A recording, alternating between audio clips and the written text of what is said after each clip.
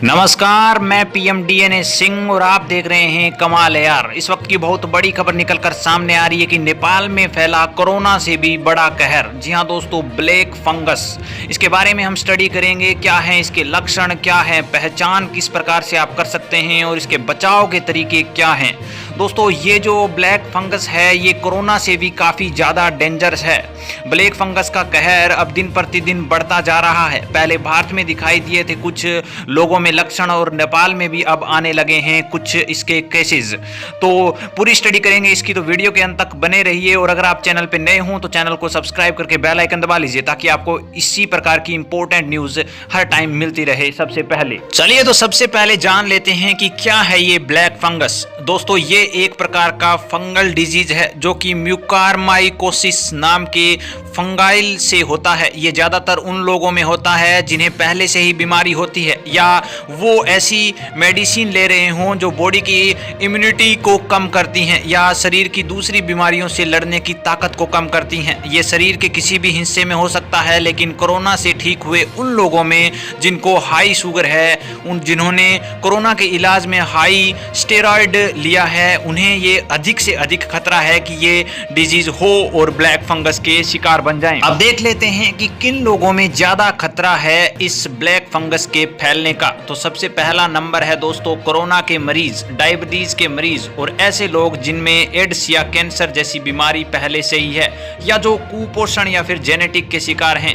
इन्हीं कारणों से ये ज्यादा फैलता है। या फिर जिनमें डायबिटीज कंट्रोल नहीं हो रही है या फिर स्टेरॉइड दवा लेने वाले जो लोग हैं उनमें, या फिर लंबे समय तक आईसीयू में रहने वाले लोगों को भी ये हो रहा है। और आखिर में आता है किडनी या लीवर ट्रांसप्लांट कराने वाले लोगों को भी ये ब्लैक फंगस हो रहा है। इसके बाद हम जानेंगे कि ये शरीर में कैसे पहुंचता है और इससे क्या असर पड़ सकता है। ब्लैक फंगस नाक से फैलता है। ज्यादातर सांस के जरिए वातावरण में मौजूद फंगस हमारे शरीर में पहुंचते हैं और अगर शरीर में किसी तरह का घाव है या शरीर कहीं जल गया हो तो वहां से भी ये इन्फेक्शन शरीर में फैल सकता है। अगर इसे शुरुआती दौर में ही डिटेक्ट नहीं किया जाता है तो ये आंखों की रोशनी खो सकता है, यानी कि फिर शरीर के जिस हिस्से में फंगस फैला है शरीर का वो हिस्सा सड़ सकता है और धीरे धीरे आदमी इससे ज्यादा ग्रसित होता हुआ नजर आता है। चलिए तो देखते हैं कि ब्लैक फंगस कहाँ पाया जाता है। ये बहुत ही गंभीर लेकिन एक एयर इन्फेक्शन है। ये फंगस वातावरण में कहीं भी रह सकता है, खासतौर पर जमीन और सड़ने वाले ऑर्गेनिक्स मटेरियल्स में रहता है, जैसे पत्ती, सड़ी लकड़ियों और कंपोस्ट खाद में भी ये पाया जा सकता है। और इसकी सबसे बड़ी खतरनाक बात यह है कि ये फंगस इन्फेक्शन से यहाँ पे 50% मृत्यु दर है, यानी कि 100 लोगों को अगर ये फंगस हुआ है तो उसमें 50 लोगों की मृत्यु हो जाती है। चलिए तो जान लेते हैं कि ब्लैक फंगस के लक्षण क्या क्या हैं। शरीर के किसी भी हिस्से में इन्फेक्शन है उस पर इस बीमारी के लक्षण निर्भर करते हैं। चेहरे का एक तरफ से सूज जाना, सिर दर्द होना, नाक बंद होना या उल्टी आना, बुखार आना या चेस्ट पेन होना यानी कि छाती का दर्द, या फिर साइनसन कंजेक्शन मुंह के ऊपर हिस्से या नाक में घाव होने पर, या फिर बहुत ही तेजी से गंभीर हो जाता है। ब्लैक फंगस के लक्षण यही हैं कि सिर दर्द, नाक बंद, उल्टी, बुखार, नॉर्मल लक्षण यही दिखाई देते हैं। अब देखते हैं कि क्या क्या ऐसी चीजें हैं जिन्हें हमें इग्नोर नहीं करना चाहिए और तुरंत इलाज करवाना चाहिए। आंख की लालिमा या सूजन को नजरअंदाज न करें। ब्लैक फंगस की चपेट में आने पर सबसे पहले आंख अचानक से लाल होगी और आंख में सूजन आ जाएगी, नजर कमजोर होने लगेंगी, गंभीर मामलों में रोशनी भी जा सकती है।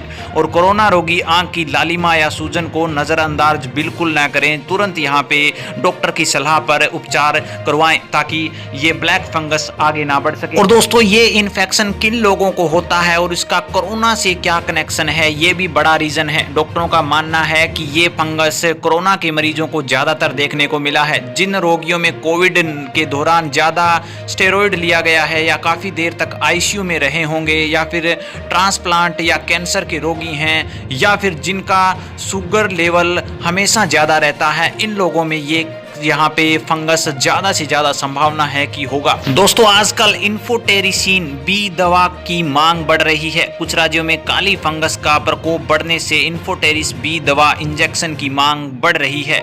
इन मरीजों के लिए जो पीड़ित हैं इस ब्लैक फंगस से, उनको डॉक्टर यही दवा लेने की सलाह देते हैं। सरकार इस दवा की पर्याप्त उपलब्धता बना रखने के लिए निर्माताओं को इस उपलब्धता की बढ़ाने पर चर्चा कर रही है, साथ ही इसके आयात पर भी चर्चा की जा रही है। चलिए तो अब जान लेते हैं कि ब्लैक फंगस से बचा कैसे जा सकता है, यानी कि इसके बचाव क्या हैं। तो दोस्तों कंस्ट्रक्शन साइट से दूर रहें, डस्ट वाले एरिया में न जाएं और गार्डनिंग या फिर खेती करते समय सावधानी पूर्वक ग्लव्स पहन के ही ये काम करें। मास्क पहनते रहें और उन जगहों पर जाने से बचें जहां पानी का लीकेज हो रहा है या फिर जहां ड्रेनेज का पानी इकट्ठा होता है वहां तो बिल्कुल ना जाएं। इसके अलावा दोस्तों जिन लोगों को कोरोना हो चुका है उन्हें पॉजिटिव अप्रोच रखना चाहिए। कोरोना ठीक होने के बाद भी रेगुलर हेल्थ चेकअप करवाते रहना चाहिए। अगर फंगस से कोई भी लक्षण दिखाई दें तो तत्काल डॉक्टर के पास जाना चाहिए। इसके अलावा इससे ये फंक्शन शुरुआती दौर में ही पकड़ा जाए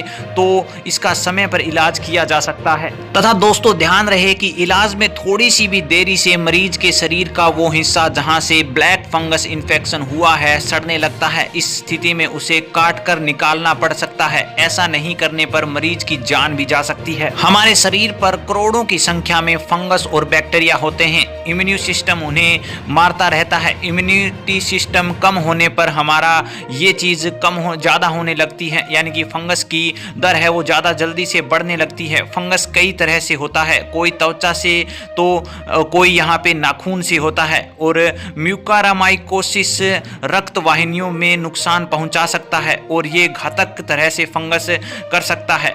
इसके अलावा इससे बचने का सबसे अच्छा तरीका है कि अपने इम्यूनिटी सिस्टम को मजबूत बनाए रखिए।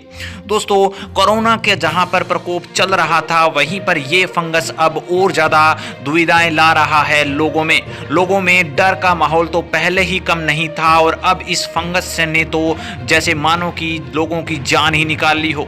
तो दोस्तों आज के दौर में जैसे कि हमने देखा है कि कोरोना से बचने के लिए भी हम जिन यहाँ पे सुविधाओं का त्याग कर रहे हैं और जिन रूल का फॉलो कर रहे हैं, चाहे वो मास्क लगाना हो, चाहे वो बार बार हाथ धोना हो, और ऐसी चीज़ों से बच सकते हैं जो हमें आघात पहुंचा सकती हैं, तो उन चीज़ों से ज़्यादा बचने की ही कोशिश की जाए। दोस्तों यहाँ पे ब्लैक फंगस बताया जा रहा है कि इसकी जो डेथ रेट है वो 50% है, जो कि कहीं ना कहीं बहुत बड़ा खतरा बन सकती है आने वाले समय में। लेकिन इसकी एक बड़ी बात यह भी है कि ये ज़्यादातर उन लोगों में ही होता है जो कोरोना के मरीज हों या फिर जैसे कहें कि जिनका इम्यूनिटी सिस्टम डाउन आ चुका हो, यानी कि पहले से ही बीमार लोगों में ये ज़्यादा होने की संभावना होती है। दोस्तों आशा करते हैं कि ये वीडियो आपको अच्छी लगी होगी जानकर ये जानकारी, और मैं कहना चाहूँगा कि ज़्यादा से ज़्यादा इस वीडियो को शेयर कीजिए ताकि लोगों को पता चल सके कि इसके उपचार क्या हैं और इससे बचाव कैसे किया जा सकता है। चलिए तो आज के लिए इतना ही। आगे कोई नया अपडेट मिलता है तो फिर आपके सामने हाजिर होंगे। तो वीडियो को लाइक कीजिए, शेयर कीजिए और अगर आप चैनल पे नए हों तो चैनल को सब्सक्राइब करके बेल आइकन दबा लीजिए ताकि आपको अगला अपडेट भी सबसे पहले मिल सके।